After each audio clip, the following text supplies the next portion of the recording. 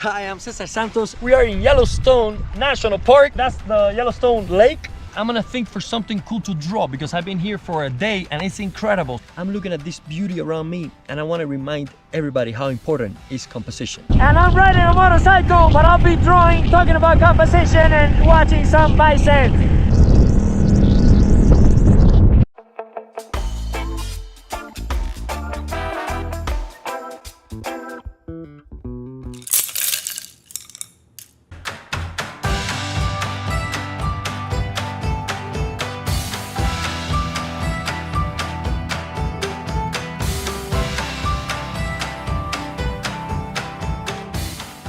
Composition is to work out an impression. It's an impression that you get, that you feel, you want to grasp it, you want to make it permanent. The painting is not going to be moving, the painting is an impression. So that's what a composition is, to grasp that impression that you had intended for. Maybe you see something and you say, wow, I want to grab that. So now you have to compose it to make the viewers feel what you felt looking at it. This is what I think about composition in a way. Composition is a map, a grouping together of values, colors, and shapes, because everything can be simplified into each one of those three elements. And then you have to think about balance. You say, okay, we like to stand up, sit down, we like to be balanced, compensate for things that go wrong. There's a lot of action, then we go to sleep.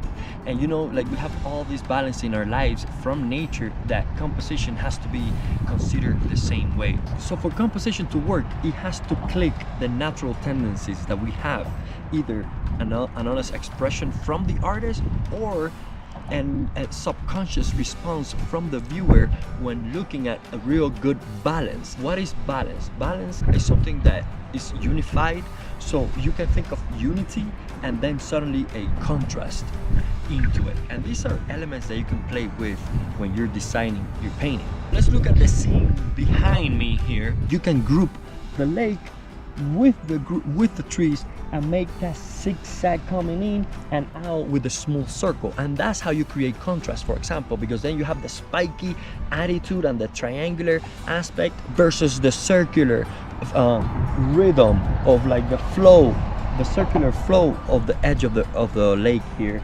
And that creates a nice tension for us. That's why we are here, because we like this place, and everywhere is composed like that because we are deciding, selecting with our eyes what to enjoy. The ground here catching sunlight, pointing at the tension. Actually, if you see this shape, is pointing towards the tension between the trees and the lake. So the same moment that the zigzags of the trees meet the lake is where that line is kind of aiming at. Pointing at that are the mountains in the background. The mountains you can see also coming in. They want to be part of this zigzags meeting soft transition. There is a lot of straight lines, also C curves. You can think of also S curves because those are more lyrical. They add a poetry to the piece. Zigzags adds tension, adds a little bit of electrics, and that's what the pine trees are creating. That feeling is contrasted by the soft circular oval-like lake. The oval is a wholeness, it's pretty much a completion, and I think that's what nature is all about, and that's how we can connect with nature like that. And then the mountains are far back there, part of the space, it's part of the sky almost. They're too big, too vast for us. And maybe once you have all this seen, you can introduce that tree as an anomaly. And the tree is an anomaly because it's something that is in the middle of the tension point that we're aiming at. This line is pointing at it, the mountains are coming towards it, the meeting of the two masses are happening there with the pine trees and the lake, and then there is that dry fallen pine tree in the middle of that problem there, and then you create an importance to it because all roads leads to the anomaly, and that adds a little bit of a punch to the unity of the whole environment. Composition is everything. You cannot separate it from the other aspects of the painting. You cannot say the brush strokes are outside composition. To compose something is to build it. It's the process of deciding what is part of what. It's like a movie. Who's the main character and who are the secondary characters and what is the plot and where is the setting of it.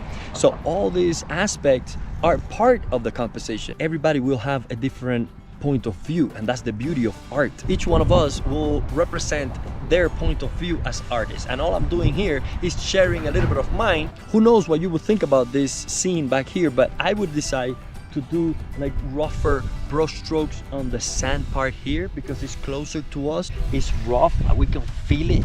It has this dry aspect, so it would be nice to do some brush strokes here, creating a little bit of contrast but keeping it light. Like you see, all these little dots are really dark because they're made out of shadow, but if we see it as a whole area of lightness, even this little bit of shadows should be lighter. That way you can create brush strokes, and that creates the sand.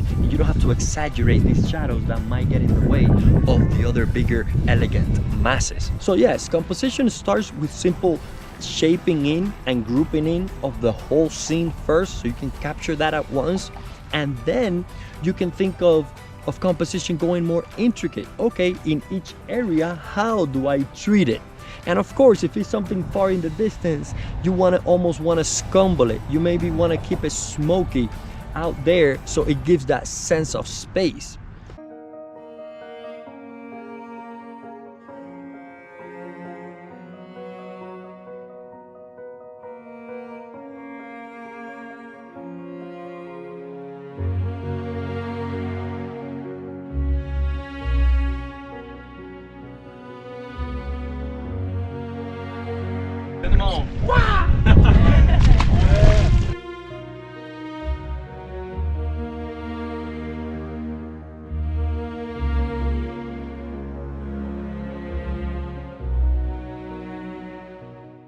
I'm gonna do an example of what I meant by a composition.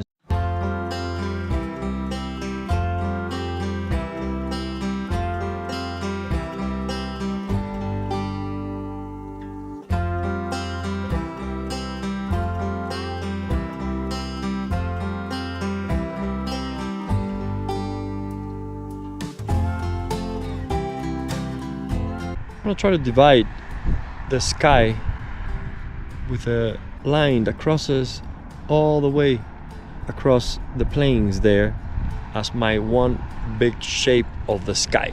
So now this whole thing overlaps and goes back here.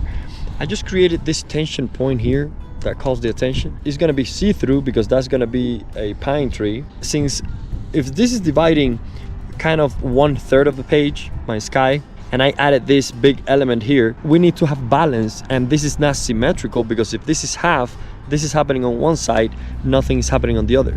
But I can look for a tension point on the other side. So I can come with the zigzagging of the pine trees there, and then suddenly dropping that and creating this angle here, and that might create some counterbalance on the bottom side, so it's starting to balance out.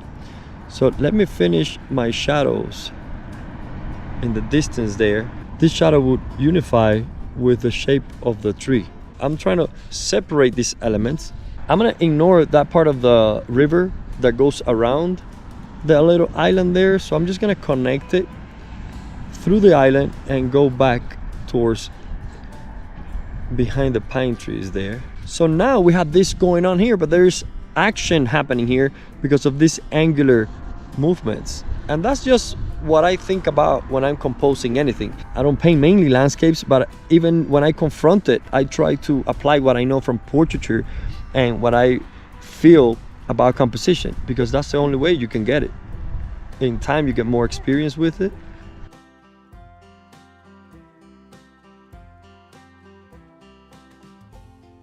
And here's an opportunity for me to draw some close-ups.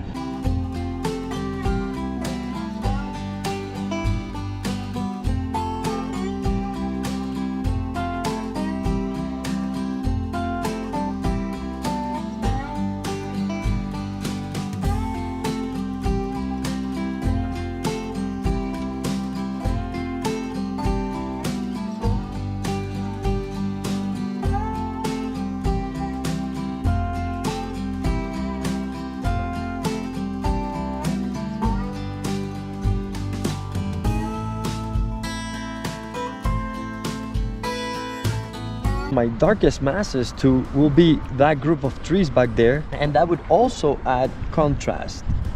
and tension to this area here, making kind of a balance point, making this heavy towards the end to balance out with this big mass here.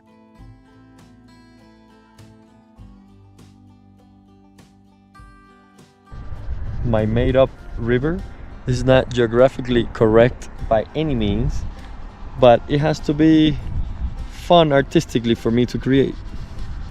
All that shadow there, my secondary mass.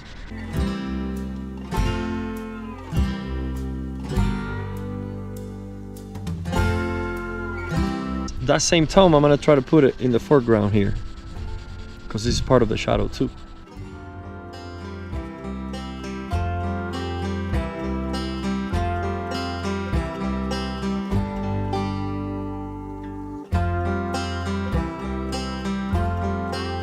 These type of studies are just good. It gets you a training. It's almost like practicing the sight and practicing artistic intentions without having to commit to a piece, without having to say, okay, now I'm responsible to go all the way with this and completing it. This is just an exercise. It's just like a warm-up. I feel that if I stand here without the sketch, I will look at that and get confused and get distracted with nature. But if I force myself to just map it out, I am looking for things to group together. And it doesn't mean that it's gonna work, of course.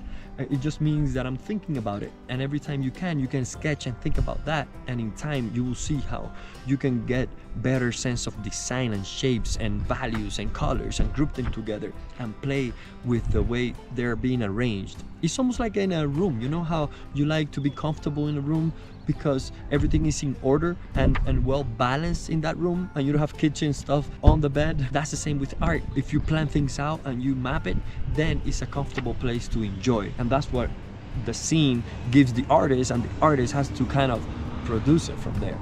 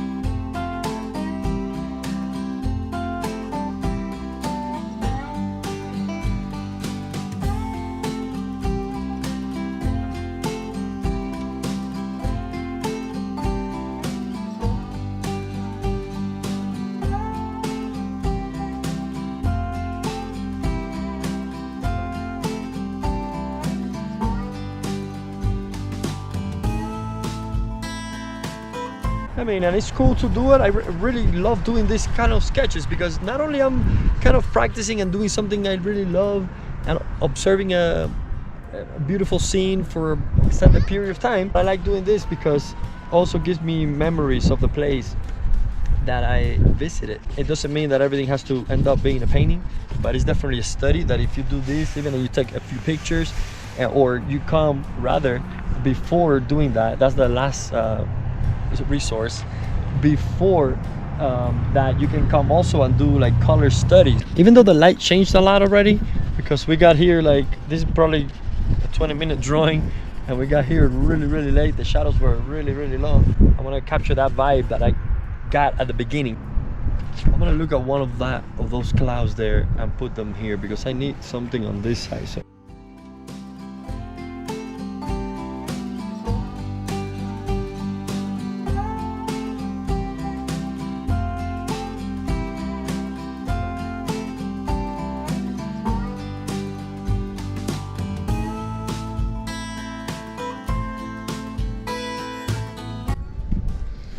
it's not gonna save it, but it's fun to invent stuff and change it up. It doesn't have to be loyal exactly to the scene. For me, at least, I like to put a little bit of what I'm feeling into it and my decision making. Nobody will really care if this was accurate or not. It has to be unified as an artistic outcome from those decisions. Maybe I can imitate some shapes of those clouds on the river here, and that creates a conversation between these clouds and the river too.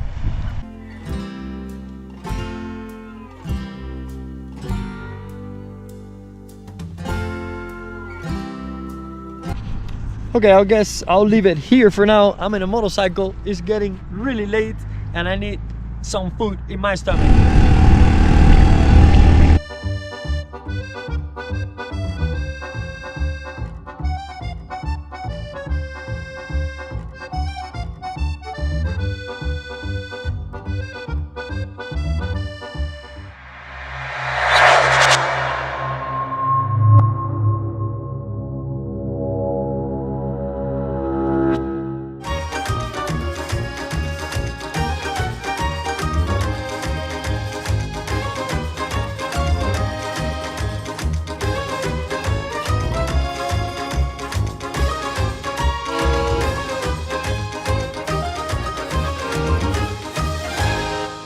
Okay, let's wrap this video up.